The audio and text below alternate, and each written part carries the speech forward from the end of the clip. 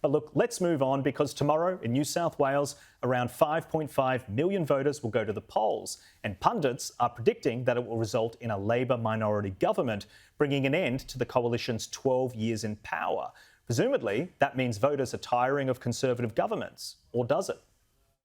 Mr Keane, who has become a polarising figure with the Liberal base over his pro-climate policies, will have to rely on One Nation preferences to win the seat, with his primary vote having slumped from 53% to 37%, according to the poll, which was conducted by an industry group over the weekend. Sky has reported in recent weeks that polling shows Mark Latham's One Nation is set to receive primary votes of more than 10% in several Western Sydney electorates.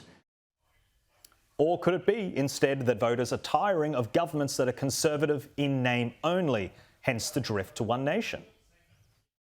On the issue of Mr Keane's performance as an Energy Minister, the poll of Mr Keane's electorate found 17% believed Mr Keane had performed well, 27% said average, and 54% thought he had performed poorly, including 27% who thought his performance was very poor.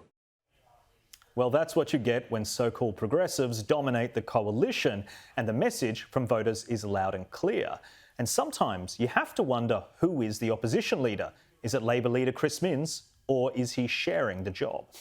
For Labor's state election pitch, it was a political double act. Chris Minns bidding to be Premier, making his case. Friends, Labor is ready and this state is ready for a fresh start. As the Prime Minister targeted government weak spots. Cracking like an imported light rail carriage.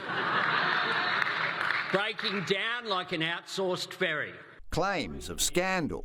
Even stooping so low as to rort bushfire aid. The Prime Minister can resort to personal attacks. That's the old way of politics. Sophie, keen to hear your thoughts. What do you make of the media's coverage of this election campaign? Well, look, I thought the debate that Sky News aired this week was very interesting. I think that Dominic Perrottet is in a lot of trouble. We've seen a lot of puff pieces from the media on both sides here, the Puffy family pieces on Chris Minns and Dominic Perrottet. But look, if I was to have a bet, I'd be thinking Chris Minns is going to get over the line. He seems a fresh face, he's energetic, and he doesn't take cheap shots. And I think he comes across very well. I think that the Liberal government in New South Wales are not standing up for Conservative values. Matt Keane has been a massive issue for that party, and I think it will be of their demise tomorrow at the polls.